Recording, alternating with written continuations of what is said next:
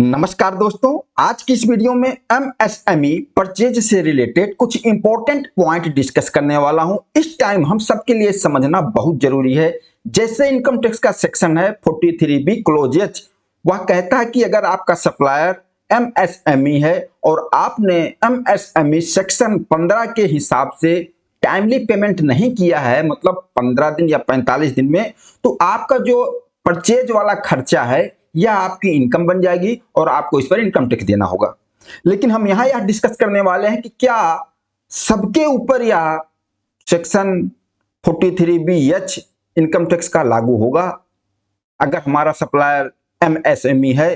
तो इससे रिलेटेड कई पॉइंट्स है, कई डाउट है, एक एक पॉइंट हम डिस्कस करने वाले हैं। सबसे पहले पॉइंट, मान लीजिए आपका जो सप्लायर है एमएसएमई है, तो इसमें माइक्रो एंड स्मॉल इंटरप्राइज अगर है तो ही यह 43BH लागू होगा। अगर आपका सप्लायर मीडियम एंटरप्राइज है तो आप पर लागू नहीं होगा, मीडियम एंटरप्राइजेस इससे बाहर हैं।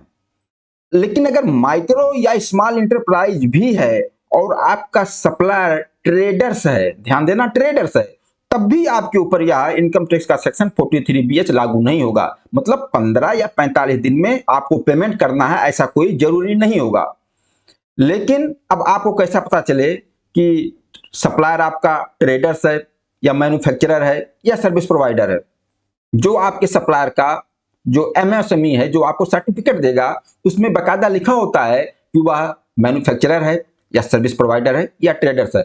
अगर वह मैन्युफैक्चरिंग है या सर्विस प्रोवाइडर है फिर तो लागू होगा, या 15 या 45 दिन में पेमेंट वाला रूल लागू होगा। और अगर ट्रेडर्स है तो लागू नहीं होगा। ओके, लेकिन अभी जो आपका इनकम टैक्स का सेक्शन 43BH है उसमें ऐसा कुछ तो नहीं लिखा गया है कि यह सेक्शन ट्रेडर्स से परचेज पर लागू नहीं होगा।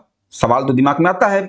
इसमें तो सीधा बताया गया है कि माइक्रो या स्मॉल इंटरप्राइजेस के बारे में बताया गया है, और ट्रेडर्स भी एमएसएमई में रजिस्टर्ड होते हैं और वो भी माइक्रो या स्मॉल इंटरप्राइजेस होंगे। बिल्कुल दिमाग में सवाल आएगा कि ट्रेडर्स भी तो माइक्रो या स्मॉल इंटरप्राइजेस हैं, और सेक्शन में कहीं ऐसा नहीं बताया गया कि ट्रेडर्स पर लागू नहीं होगा। तो इसका जवाब क्या होगा? इनकम टैक्स सेक्शन में क्या कहा गया है? यह कहा गया है कि अगर बायर्स के द्वारा माइक्रो या स्मॉल इंटरप्राइज सप्लायर को पेंडिंग अमाउंट पेमेंट नहीं किया गया और एमएसएमई एक्ट के सेक्शन 15 में निर्धारित समय सीमा के हिसाब से पेमेंट नहीं किया गया, तो उस पेबल अमाउंट पर इनकम टैक्स सेक्शन 43BH लागू हो जाएगा।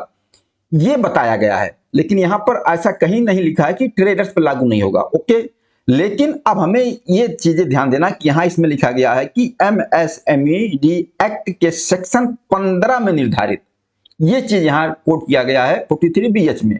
अब देखिए, अगर ट्रेडर्स भी एमएसएमई में रजिस्टर्ड हैं तो क्या ट्रेडर्स एमएसएमई एक्ट के सेक्शन 15 में कवर नहीं होंगे? क्या ट्रेडर्स को एमएसएमई के सेक्शन 15 का लाभ नहीं मिलेगा? अब सवाल तो यह भी आता है क्योंकि ट्रेडर्स पर लागू नहीं होगा। तो इसका जवाब यह है कि ट्रेडर्स भी एमएसएमई में रजिस्टर्ड हो सकते हैं, रजिस्टर्ड हैं, लेकिन ट्रेडर्स को एमएसएमई एक्ट का सेक्शन जो 15 है उससे बाहर रखा गया है। ट्रेडर्स को एमएसएमई एक्ट के सेक्शन 15 का लाभ नहीं मिलेगा। मतलब कि 15 डेज या 45 डेज में पेमेंट वाला कोई रूल नहीं होगा। किसके लिए? ट्रेडर्स के लिए। ट्रेडर्स रजिस्टर्ड हैं, ट्रेडर्स को सिर्फ प्रायोरिटी सेक्टरल लैंडिंग का ही लाभ मिलेगा।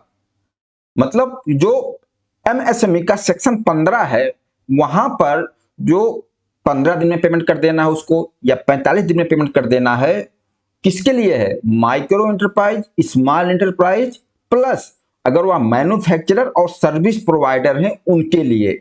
वहां पर ट्रेडर्स को बाहर ही रख दिया है, सेक्शन 15 में कवर ही नहीं किया है ट्रेडर्स को। इसलिए अगर आपका सप्लायर माइक्रो स्मॉल इंटरप्राइजेस है और उसके सर्टिफिकेट पर ट्रेडर्स लिखा हुआ ट्रेडर्स है, तो उसको 15 या 45 दिन में पेमेंट कर देना ऐसा कोई जरूरी नहीं है। उस पर आपका इनकम टैक्स सेक्शन 43BH लागू ही नहीं होगा। ये चीज है जो मैंने एक एक पॉइंट डिस्कस कर दिया कि ट्रेडर्स के ऊपर अप्लाई नहीं होगा। बाकी आप लोग बताना यह वीडियो आप लोगों को कैसा लगा। नमस्कार, धन्यवाद।